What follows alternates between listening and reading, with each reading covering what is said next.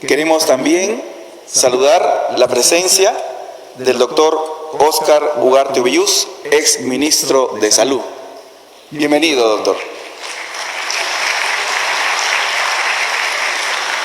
Tenemos ya 3 exministros de Salud en esta casa. Bienvenidos todos ustedes. Engalanan esta ceremonia. Muchas gracias por su asistencia y participación. A continuación, conferencia internacional. Historia de la atención primaria de salud, antecedentes y trascendencia de Alma-Ata, a cargo del doctor Carlos Cueto Caballero. El doctor Carlos Cueto, historiador especializado en historia de la salud, profesor de Casa Osvaldo Cruz, Fío Cruz, editor del Journal Historia Ciencia Saude, PhD por la Universidad de Columbia, postdoctoral del programa de Ciencia, Tecnología, Sociedad del MIT. Fue director del Instituto de Estudios Peruanos y profesor principal de la Universidad Peruana Cayetano Heredia. Profesor visitante de Harvard University, Stanford, New York University y entre otras, miembro de reconocidas asociaciones académicas. Es autor de múltiples publicaciones, entre ellas algunas muy conocidas en nuestro medio, como El valor de la salud, El regreso de las epidemias. Actualmente está escribiendo una obra que él ha titulado Una historia de la Organización Mundial de la Salud. Demos la bienvenida al doctor Marcos Cueto Caballero.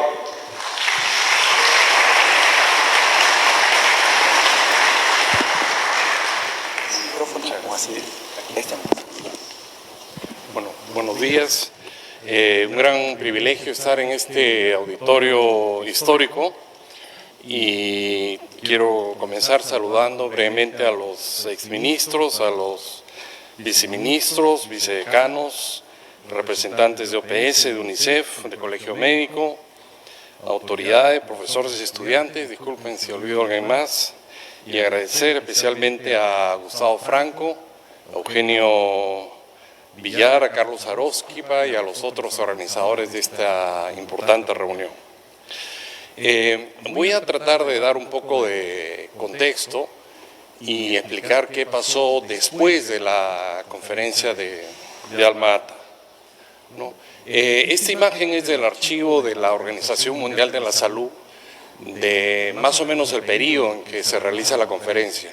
Y es interesante porque muestra un niño en Nigeria con problemas de malnutrición y hay varias imágenes de este estilo en este archivo, muy diferentes a las imágenes que existían de periodos anteriores, de los años 60 o 50.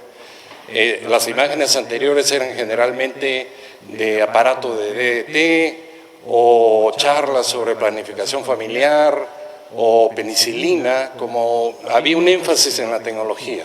Y en los años 70 es claro percibir que en la OMS y en varias agencias hay como una preocupación por los problemas de pobreza, de desarrollo, que no se pueden resumir en una sola enfermedad como a veces parecía en los años 50 o 60, sino que tienen que ser abordados de una manera integral, ¿no?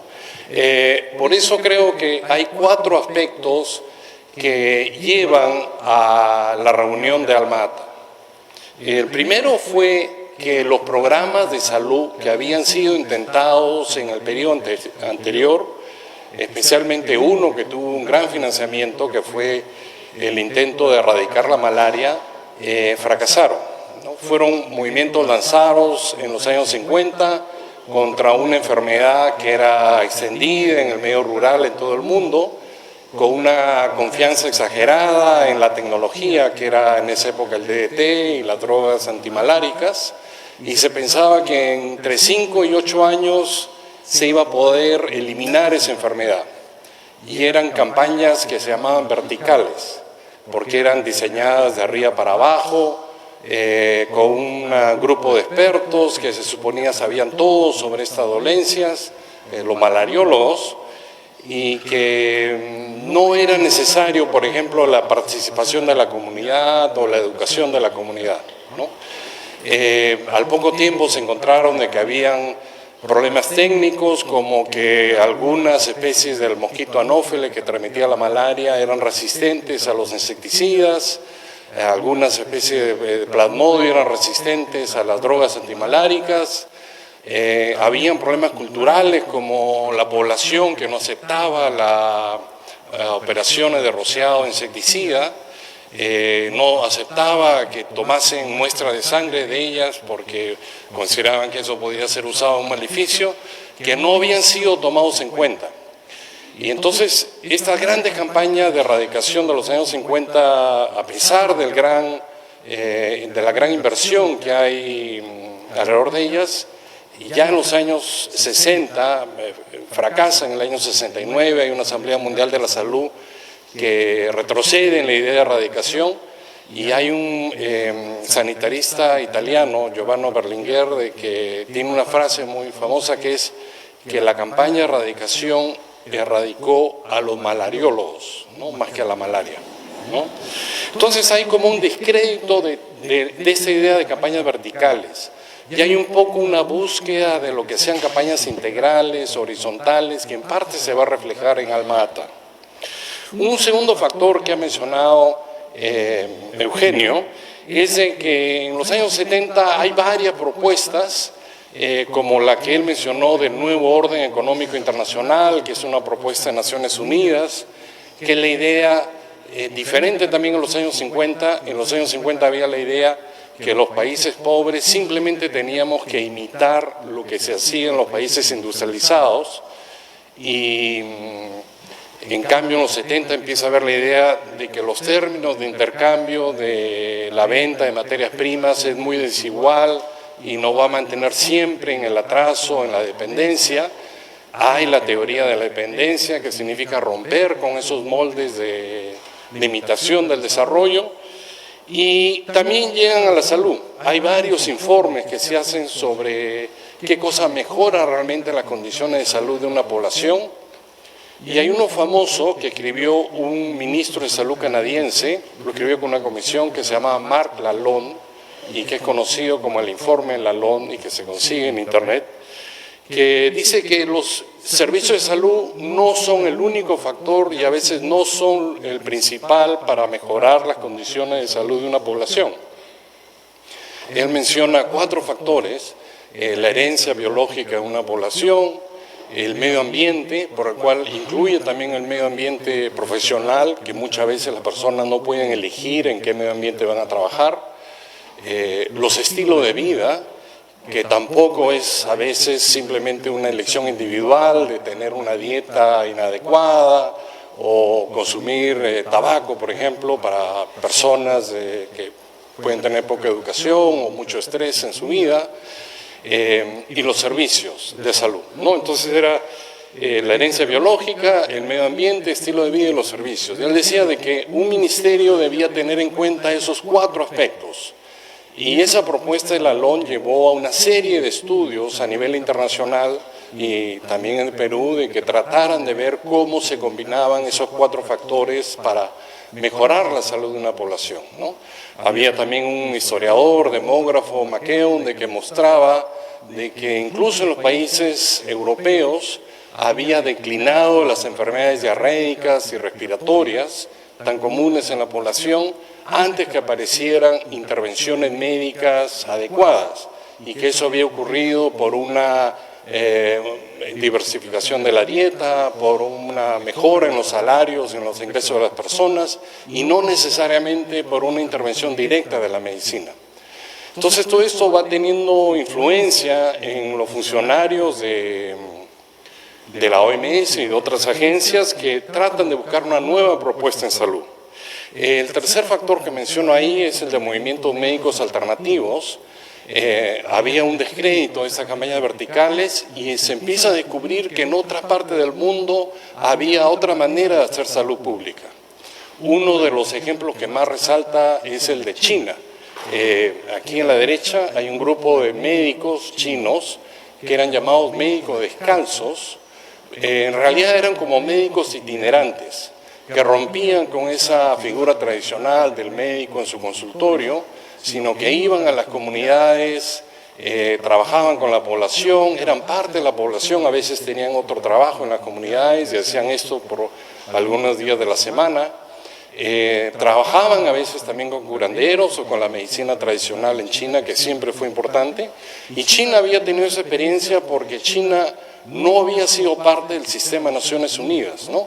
China tiene la Revolución Comunista del año 49 y los Estados Unidos y Naciones Unidas reconocen a la pequeña isla de Taiwán como la verdadera China y desconocen a la China continental por ser comunista.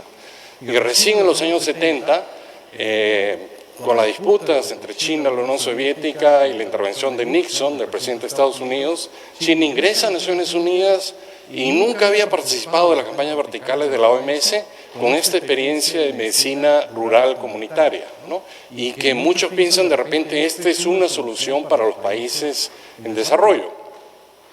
Había también movimientos religiosos, de los luteranos, de grupos católicos que hacían medicina comunitaria en barriadas, en zonas rurales, de una manera más integral y que eran diferentes a la experiencia de los programas verticales, ¿no?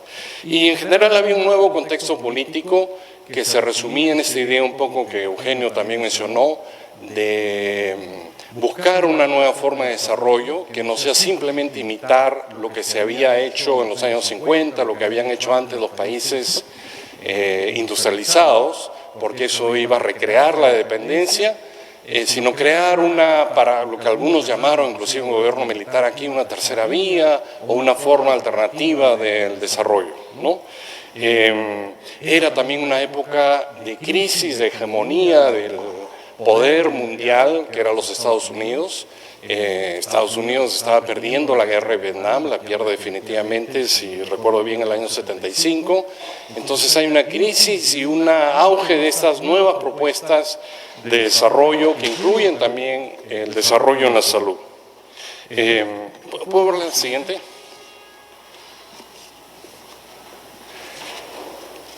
No, y disculpen, en la anterior olvidé un asunto. El centro es una imagen de malnutrición que impresiona, creo, a muchos funcionarios de la OMS.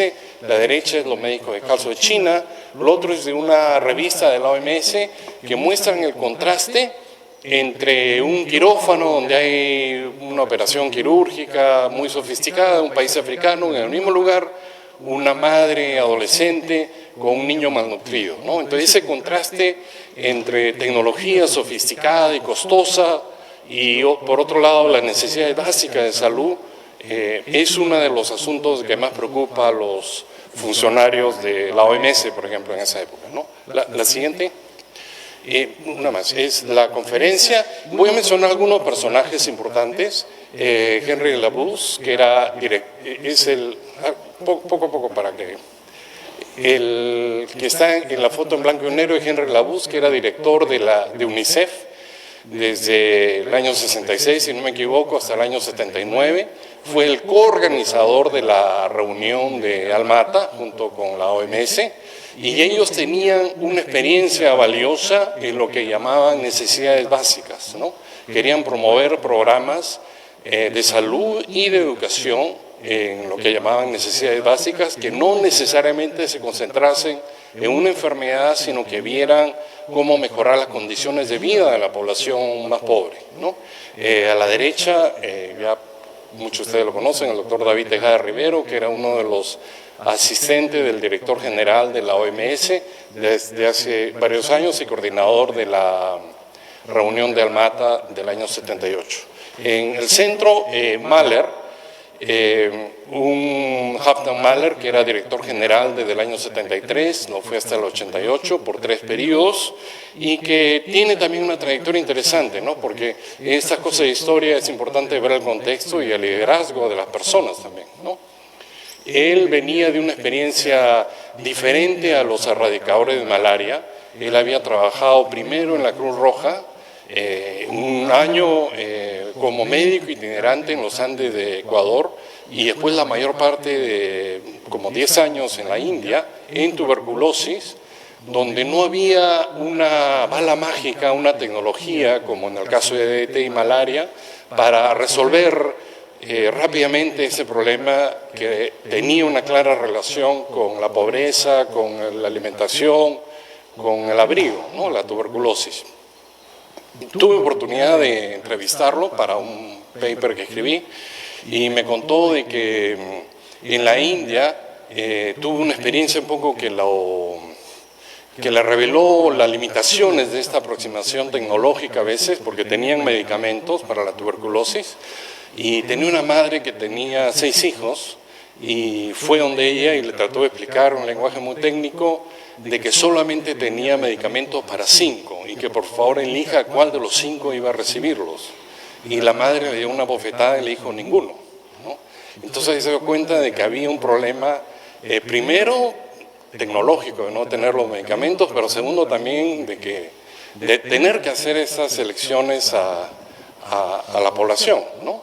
Él era hijo de un pastor protestante, tenía un gran carisma, parecía muchas veces en sus textos o sus discursos un predicador. Recuerdo en esa entrevista, en un momento me mencionó que para él justicia social era una palabra sagrada. También encontramos los archivos de Estados Unidos que preparan al presidente Carter para una entrevista con él y le dicen, usted va a recibir al santo de la salud, ¿no? Entonces hay como una aureola de prestigio que tiene Mahler que infelizmente o lamentablemente no se va a mantener después. Este es el afiche central de la conferencia, que es interesante porque muestra ese cambio de que hacía referencia a Eugenio, ¿no? Que el centro de la salud va a ser ahora la familia, ya no el hospital, como muchas veces se suponía, ya no el programa vertical. Y hay cierta connotación paternalista porque están como las manos seguramente de un médico o una médica como protegiendo a la familia, ¿no? Y el árbol da una idea de una zona rural, que era una de las preocupaciones de este programa. La siguiente. Bueno, no estaba en la delegación americana, pero aparece en la reunión de Alma-Ata Ted Kennedy y participa, está en la mesa de honor con Mahler. Muestra también un problema general que Mahler y David Tejada Rivero habían planificado una conferencia que no fuera solamente de salud, que participaran políticos, educadores, miembros de otros sectores del gobierno como planificación o economía, pero el 97% de los poco más de 3.000 delegados vienen del sector salud. Hay unos cuantos políticos, entre ellos Kennedy y el primer ministro de Costa Rica, en parte de América Latina, el doctor Altman. La siguiente. La siguiente, por favor. Allá. Eugenio ha resumido los puntos, ha presentado los puntos más saltantes de declaración. Yo quisiera resaltar 4 aspectos como una interpretación de lo que considero más importante de la declaración, ¿no? Primero es una crítica a lo que se llamaba la tecnología de la enfermedad, que muchas veces la tecnología era desarrollada para resolver problemas, para atender problemas, no para prevenirlos, y muchas veces había una tendencia a crear tecnología sofisticada, cara, irrelevante para las necesidades básicas, ¿no? En contraste aparece el término tecnología apropiada en varios programas de desarrollo, ¿no? Y creo que es importante porque cada nueva propuesta de salud, también en otros sectores, va creando como un vocabulario que se va generalizando y creando un consenso entre los defensores de esa propuesta, ¿no? Uno de ese término, ese vocabulario, era sin duda tecnología apropiada, ¿no? En segundo lugar, hay una crítica al elitismo, hay una crítica a la idea de que un grupo de expertos va a resolver por sí solo los problemas de salud, ¿no? Y a los programas verticales diseñados de arriba para abajo, como he mencionado, fue a veces el caso de la malaria, ¿no? En tercer lugar, hay un énfasis en la participación comunitaria que no se le había prestado tanta atención hasta entonces, e inclusive en la colaboración con practicantes de medicina.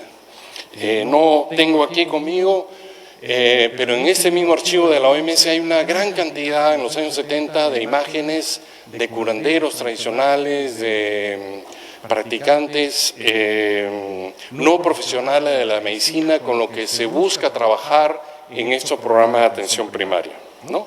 Y el cuarto punto, como lo ha mencionado Eugenio, Mahler tiene la idea de, y también está en la declaración, que la salud, que la atención primaria de salud tiene que reorganizar todo el sistema de salud, ¿no?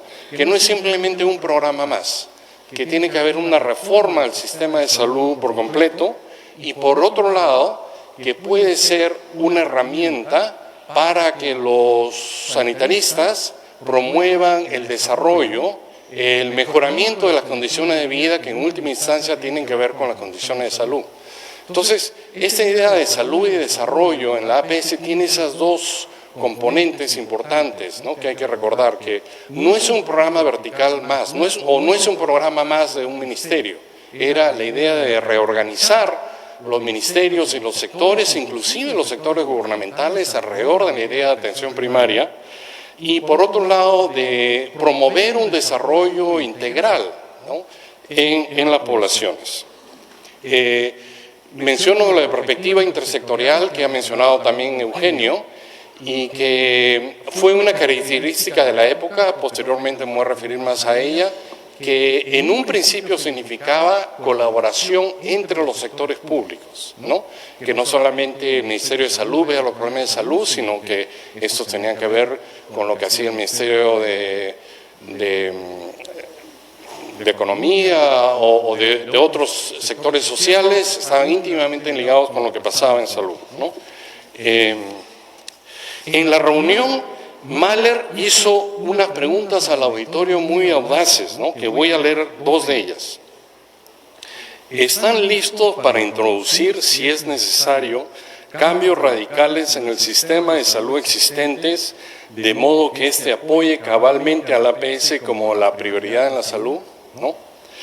Otra pregunta era, ¿están listos para luchar la batalla políticas y técnicas para vencer cualquier obstáculo social y económico, así como resistencias profesionales a la introducción universal del APS?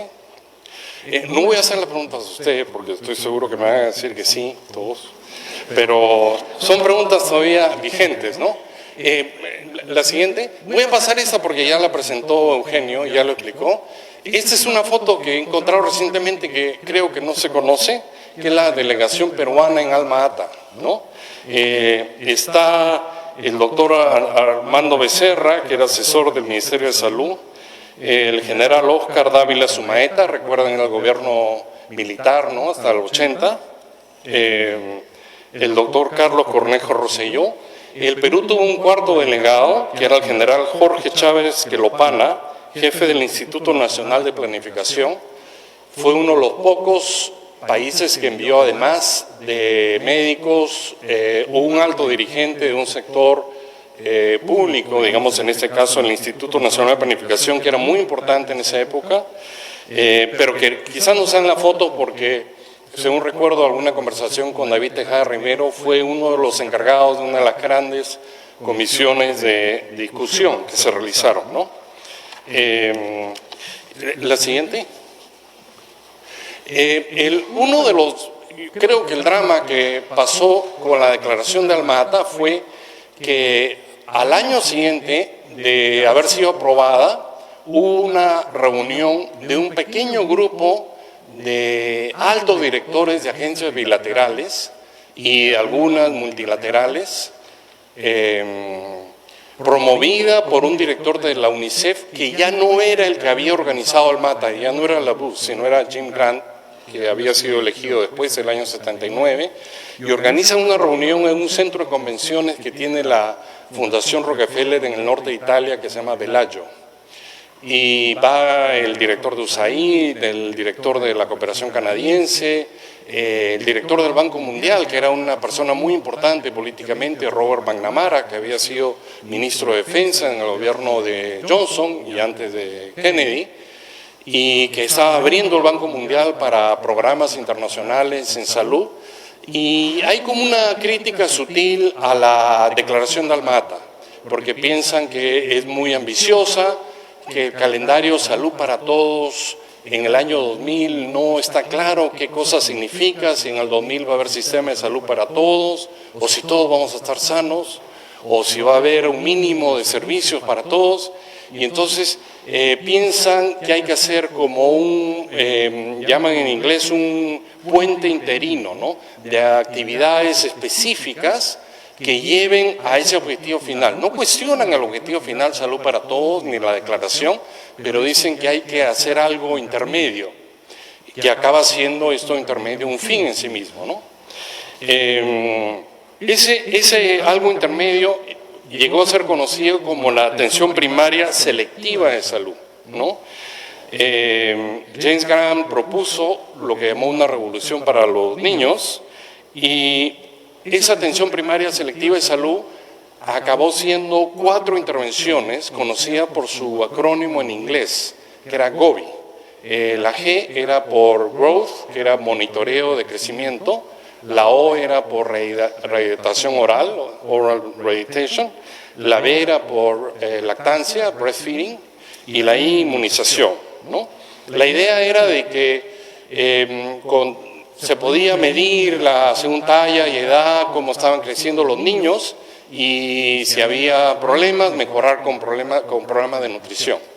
En el caso de la O, se habían encontrado a comienzos de los años 70 las sales de hidratación oral, y se pensaba que podían resolver los problemas de diarrea, que Perú, por ejemplo, en esa época tenía en las barriadas 12 episodios de diarrea al año, un niño de menores de 5 años, ¿no?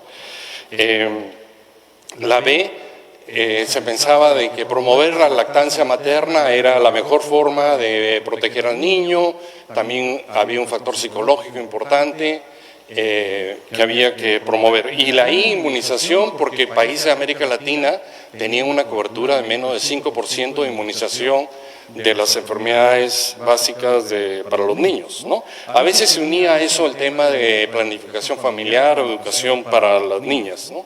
Y la siguiente, una preocupación era, por supuesto, el agua. Esta es una foto también del archivo de la OMS sobre el Perú, que no dice exactamente qué parte del Perú, pero que obviamente está mostrando la precariedad en que a veces se consigue el agua, que a veces podía ser inclusive más terrible, ¿no? Y la sal, este es un niño atacado por una enfermedad diarreica. La sal se suponía que era fácil de producir, y la siguiente, unas horas después el mismo niño como recuperado. Entonces para muchos parecía como una bala mágica de nuevo, ¿no? Que las sales era pues una solución práctica para arreglar este problema, ¿no?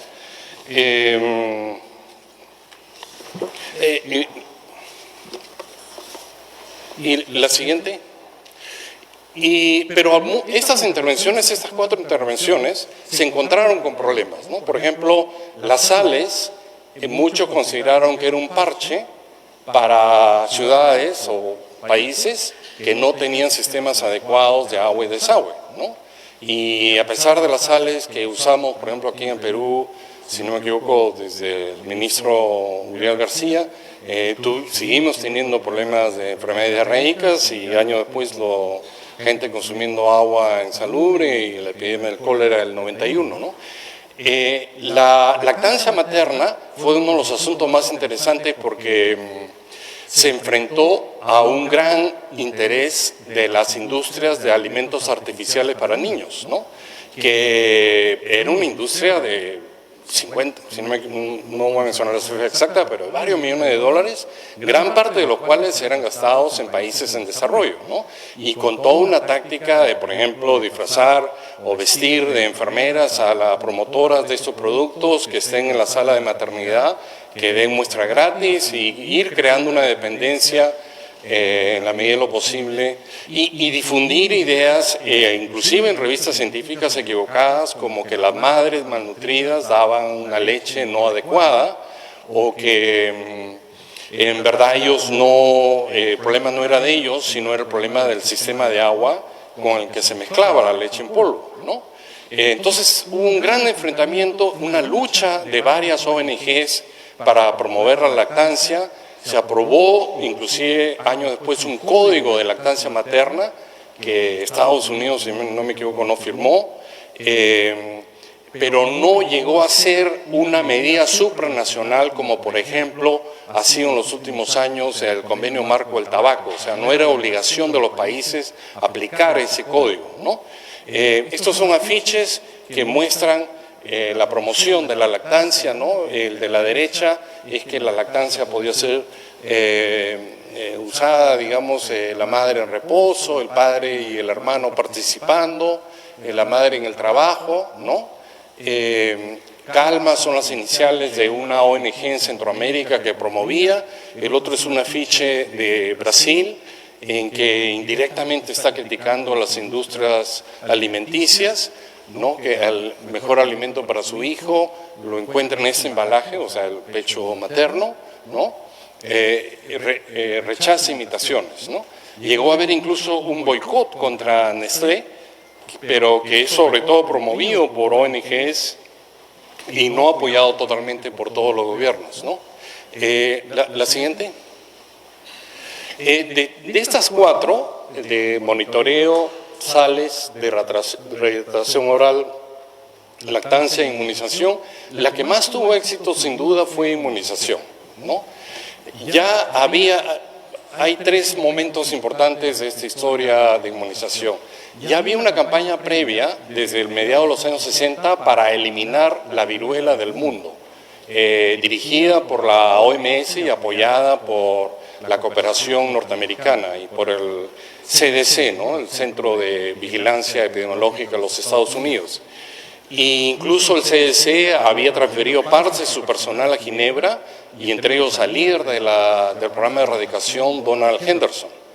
Y llevan adelante ese programa con nuevas tecnologías, pero muy imbuidos de ese nuevo estilo de hacer salud de alma ata, ¿no? De participación comunitaria, de no confiar solamente en la tecnología, a pesar que había tecnología nueva como esa pistola de inyección que fue utilizada en una época, que podía ser usada en 1000 personas en una hora, ¿no? Un desarrollo extraordinario, pero también mucho en la educación, como en este afiche en Colombia, en el reclutamiento de personal que no fuese solamente del sector de salud, sino actores de televisión, policías, bomberos, políticos, ¿no? Que participaran en los días de vacunación, de promoción, y que resulta siendo la única enfermedad humana, la única enfermedad eliminada por acción humana, ¿no? Que es la viruela, hasta el día de hoy.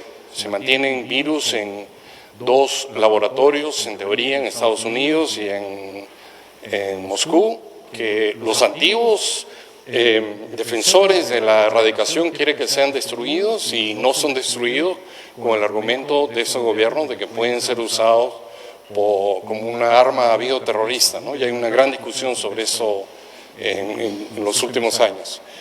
La siguiente.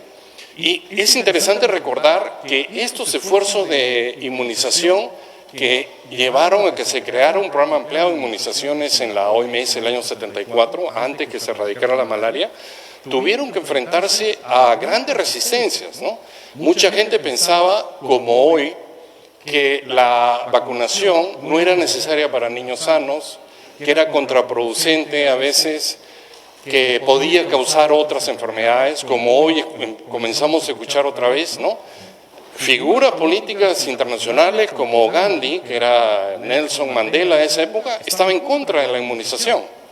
Y una de las grandes campañas de inmunización es en la India, ¿no? Entonces, tienen que enfrentarse contra esta sabiduría popular o política a veces, y consiguen ganar a la población y a muchos políticos para la inmunización, algo que creo yo lamentablemente se está perdiendo en muchos países en los últimos años, y que por lo menos en Brasil, donde ahora vivo, hay un déficit de inmunización y vacunación que está produciendo el resurgimiento de algunas enfermedades inmunoprevenibles, ¿no? La siguiente, esta es la carátula de una revista de la OMS, la viruela está muerta, ¿no? Una cosa interesante, quien está al centro de Bigotes es Ciro de Cuadros, ¿no? Una foto joven de él, no sé si, seguramente algunos de ustedes lo han visto ya mayor. Él fue uno de los principales, es un brasilero, que fue uno de los principales erradicadores de la viruela en África, que trabajó con Henderson, ¿no? Incluso trabajó en Somalia, que es uno de los últimos países que tiene viruela. Y Héctor Acuña Monteverde, que era un mexicano que dirigía la OPS en esa época, llama a Henderson por teléfono y le dice, bueno, quiero que vengas a las Américas y hagas lo mismo que has hecho con la viruela, pero con la polio, ¿no? Y hacemos un programa que no sea polio, sino otras enfermedades infantiles que podemos llamar Polio Plus. Y Acuña Monteverde, una cosa interesante, no sé si ustedes saben, era Rotary, y los Rotary fueron uno de los grandes apoyadores de ese programa de polio en el Perú. Y Henderson le contestó, no puedo, ya acepté un cargo de ser decano de la Escuela de Salud Pública de Hopkins, pero te voy a enviar mi mejor funcionario, ¿no? Y ese era Ciro de Cuadros, ¿no? Y Ciro de Cuadros va a Washington y forma el programa Polio Plus, de que se propone la erradicación de la polio para el año 90, tiene un gran apoyo del Rotary y impulsa en los años 80 los programas de inmunización en América Latina, ¿no? Y la siguiente, el capítulo final de esa historia, como saben ustedes, se escribe en el Perú, ¿no? A mediados del año 91, si no me equivoco, en Pichinaki, Junín, donde es el último niño que se encontrado con polio, y es una combinación del trabajo de salud, colaboración con la OPS y es la erradicación de la polio de causas autóctonos de las Américas, ¿no? Lamentablemente la polio todavía existe en otros países del mundo, en otros continentes, y es un objetivo de la OMS la erradicación de esta enfermedad en los próximos años, ¿no? Y hace pocos años, la próxima, se inauguró esa estatua en la entrada de la oficina central en Ginebra, que representa a un vacunador y un grupo de niños, ¿no? Mahler también, que murió hace unos años, lamentablemente participó, si no me equivoco, Eugenio de repente me puede corregir, en esta inauguración, ¿no? La siguiente. Y ahora quiero hablar un poco de qué pasó después, ¿no? Después de Almata, habían estas como dos versiones de atención primaria, ¿no? Una versión holística, que era la de la declaración, que era la atención primaria estilo Mahler, y una versión más instrumental, reduccionista, que algunos llamaban atención primaria selectiva de salud, y otros llamaban Gobi, o otros simplemente hacían un programa de una de las 4 intervenciones de Gobi, ¿no? Pero nunca se resolvió el debate completamente entre estas dos formas de hacer atención primaria. Hubo varias reuniones, ¿no? Hay una famosa en Riga, 10 años después de Alma-Ata. En el año 2008, la OMS publica su principal informe anual con este título, ¿no? Atención primaria de salud, ahora más que nunca, ¿no? Sin embargo, hay personas que piensan que, bueno, ese es un documento importante, pero que no se transforma en una política generalizada de la Organización Mundial de la Salud, que estaba preocupada con la cobertura universal. En esa época era el 30 aniversario de Alma-Ata y el 60 aniversario de la OMS, ¿no? Había un director que también había lanzado la propuesta de determinantes sociales de salud, un director de Corea, el doctor Lee, que tenía la idea de que se retomase ese proyecto de nuevo, pero que lamentablemente murió súbitamente días antes que comenzara una Asamblea Mundial de Salud, ¿no? La siguiente. Entonces, yo creo que la atención primaria holística quedó más como una promesa, ¿no? Y en parte por eso es su validez hasta el día de hoy, ¿no? Como mencionó Eugenio, en los años 80, la mayoría de países latinoamericanos y muchos países en desarrollo, especialmente a los comienzos de los 80, sufrieron o experimentaron políticas neoliberales que significaban un corte en los recursos públicos, en la política de salud, ¿no? Y que una búsqueda muchas veces de programas baratos que requerían poca inversión. Eso creó también una discusión sobre si la atención primaria de salud era un programa barato o no, que es algo que me voy a referir un momento. Y muchas veces se pensaba, bueno, era simplemente crear puestos de salud. El antítesis del hospital urbano es simplemente un programa de ampliar la cobertura, ¿no? Muchas veces fue entendido como eso. La prevención, que era uno de los aspectos centrales de la atención primaria, fue entendida también como una responsabilidad individual, no necesariamente como una política pública, ¿no? Por ejemplo, en el cambio de estilo de vida, inclusive se podían conseguir grandes éxitos, ¿no? Modificar los estilos de vida para que la gente consuma menos tabaco, que fue uno de los éxitos y en gran parte conseguido con campaña de educación y modificación de estilo de vida individual, pero también había un ingrediente de políticas públicas de prohibir, por ejemplo, consumo de tabaco cada vez más en los locales, no solo públicos, sino también en los locales de trabajo, en los locales de las universidades, etcétera, ¿no? Y como dije, la atención primaria muchas veces entendida simplemente como programa de inmunización, ¿no? Y algunos otros como sala de hidratación o programas que pueden coexistir al lado de los antiguos programas verticales, ¿no? O sea que un programa de atención primaria puede coexistir con los programas de lucha contra malaria o tuberculosis que ya existían, ¿no? Y quería mencionar brevemente de que la última versión de esta discusión continua sobre la atención primaria está ocurriendo, ¿no? Muchos de ustedes deben saber de que algunos meses atrás fue enviada a varias organizaciones y universidades lo que se llama la Declaración de Astana, que es otra ciudad también en Kazajistán, la Declaración de Astana de APS, y que se abrió una consulta pública online en que personas e instituciones han estado enviando propuestas de modificaciones y que va a haber una conferencia en octubre en Astana para revisar este documento que se consigue en internet y que ha creado también una gran discusión, ¿no? Solo menciono el subtítulo y cuento muy brevemente una discusión que está habiendo en Fiocruz sobre este asunto, ¿no? El subtítulo es "De Alma-Ata a la cobertura universal y los objetivos de desarrollo sostenible", ¿no? Hay en la discusión que está habiendo, es un texto muy interesante para ver cómo se piensa hoy la atención primaria, pero que el subtítulo mismo sugiere como que son dos formas de ver la atención primaria, ¿no? Una, la cobertura universal, que es una propuesta que surge con fuerza en la OMS, en el Banco Mundial y otras agencias alrededor del año 2005, y sobre la cual hay una discusión. Para algunos es una puerta de entrada para mejorar la atención primaria y debe ser la bandera principal de la salud pública.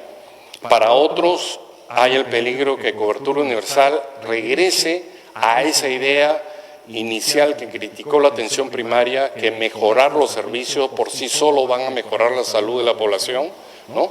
Y en algunas partes entender la cobertura simplemente como un paquete de servicios y no necesariamente una intervención en los determinantes sociales. Entonces la cobertura es también un tema que está siendo discutido. Y los objetivos de desarrollo sustentable, que como saben ha venido a reemplazar los objetivos del milenio, tiene uno en sus puntos la salud, incluye el tema de determinantes, es un poco más integral y un poco más holística, y es un reto, entonces va a ser un reto en Astana cómo combinar las dos, ¿no? Y en Fiocruz, por ejemplo, hay la idea de que se debería priorizar más los objetivos de desarrollo sostenible y priorizar más la perspectiva de determinantes sociales, y también mencionar lo de cobertura universal. Hay también opiniones, inclusive en Fiocruz, que puede haber una manera holística, integral de entender la cobertura universal, ¿no? Y acabo con dos, la siguiente, que son como el legado, ¿no? Primero, yo creo que uno de los problemas que ha habido desde esa época, inclusive hasta ahora, que no ha habido una claridad en el concepto, ¿no? A veces primaria ha sido entendida como elemental. Había un sanitarista argentino, Mario Testa, que decía que a veces era primitiva, ¿no? Se entendía por eso primitiva, y que en verdad lo que primaria quería hacer en la Declaración de Almata era que fuese fundamental, ¿no? El elemento esencial, como mencionó Eugenio. David Tejada tiene varios textos en que menciona que el término primary health care, cuando es traducido al español y a la lengua latinas, pierde la connotación integral, ¿no? Según él, care es traducido por atención, que tiene una connotación asistencialista, y en lugar de cuidado, ¿no? Que tiene una connotación un poco más amplia. La segunda, y 4 problemas más, te puedo referirme a otros, pero que la atención primaria cuenta con recursos insuficientes, ¿no? Muchos piensan que va a ser una forma barata de hacer las atenciones de salud, ¿no? Que es a veces una medicina para los pobres, pero si se ponen a pensar, hay elementos de la atención primaria que van a significar mayor inversión: infraestructura sanitaria, saneamiento básico, mayor calidad, programa de evaluación. O sea, significa mayor inversión en el sector salud, no es simplemente un programa más, ¿no? Tercero, claro, no voy a abundar sobre él, voluntad política. Se pierde un poco esta intención que había en los 70 de seguir buscando maneras alternativas del desarrollo. Cuarto, los recursos humanos, ¿no? Yo creo que ese fue quizás un problema de las dos versiones de atención primaria, la holística y la restrictiva, que no fue acompañada de una reforma de la educación médica, ¿no? Siguió existiendo un currículum invisible en las escuelas de medicina de muchas partes del mundo, en que estudiar medicina era para una promoción individual, trabajar en un hospital urbano, tener un consultorio privado, ¿no? Habían cursos de atención primaria, se crearon en Perú varios, habían más disciplinas sobre prevención, pero no hubo una revolución de la educación médica de una manera integral, ¿no? Otro problema de recursos humanos era que, a pesar de que se comienza a trabajar con agentes comunitarios o agentes de salud, no tienen a veces un escalafón claro o cómo va a ser la relación y promoción y perspectivas de ellos en el trabajo, ¿no? Y el activismo, ¿no? Cuando se crea la atención primaria todavía no hay grandes organizaciones no gubernamentales como va a haber con SIDA en los años 80 que participen en programas de salud activamente. Entonces era muchas veces vista como una actividad de los sectores gubernamentales con la población, o con sectores de la población. También con los agentes comunitarios, el activismo, a un problema que alguna vez recuerdo haber conversado con el doctor David Tejada Rivero, era el desafío de que un médico hombre, graduado de una facultad de medicina, acepte, por ejemplo, el liderazgo de una mujer que podía ser no graduada de una universidad o de un curandero. Entonces, para muchos médicos, atención primaria no, o esa medicina tradicional no era un saber científico, ¿no? La siguiente, y menciono 2 problemas más, ¿no? O 3 problemas más.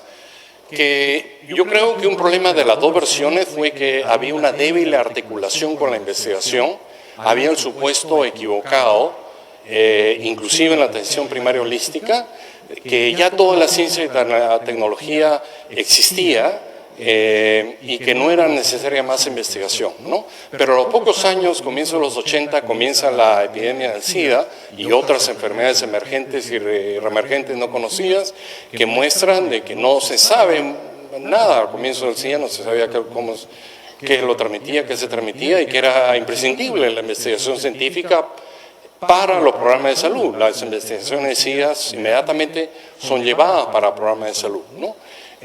La participación comunitaria es un gran desafío, cómo lograrla, cómo mantenerla, cómo alentarla, un desafío quizás el día de hoy, y un desafío que yo plantearía también en una perspectiva histórica, ¿no? En los 80, más o menos regresamos a un sistema democrático, pero fue un sistema democrático, creo que muchas veces, bueno, con la interrupción de Fujimori, era visto como derechos políticos, ¿no? Elegir, ser elegido, pero no como derechos sociales, ¿no? Derechos sociales, por ejemplo, simplemente hecho de ser peruano, tener derecho a una educación pública de calidad, una salud pública de calidad, ¿no? Inclusive era una democracia con este tono neoliberal que impregnaba muchas cosas políticas, en que no habían ciudadanos, sino consumidores, pacientes, ¿no? Clientes. Los pacientes eran muchas veces clientes, recuerdo eso a veces que se hablaba en Cayetano Heredia. Entonces esa idea de tener una democracia con ciudadanos creo que es esencial para la atención primaria, ¿no? Y lo último, en el Perú, como en muchos países en desarrollo, hay una inercia a la discontinuidad, ¿no? El no acabar las cosas no es un defecto de los peruanos, o mío, ¿no? Sino es como una vocación, ¿no? O sea, gusta quedar a la mitad en los programas de salud, quedar a la mitad a veces en la construcción de un edificio, de algo que o de un artículo que estamos escribiendo, y entonces esa es una inercia histórica, y eso pasó un poco, creo, con la atención primaria, ¿no? Y fragmentación. Había la idea, y quizás existe en algunos lugares, de que había que preocuparse solamente del programa en que uno trabajaba y que si eso iba bien no había que tener mucha preocupación del resto que ocurría, ¿no? Y se perdió esa visión integral y se pensaba que esa fragmentación era el estado normal de las cosas, ¿no? Y la última, esa es una pregunta que hago y que voy a tratar de responder más con esperanza y mirando a mi amigo Víctor Zamora, que tiene un alto cargo público, más que con un conocimiento histórico, ¿no? ¿Volverá la APS a ser al norte una propuesta integral de salud y desarrollo? Ojalá que sí, ¿no? Gracias.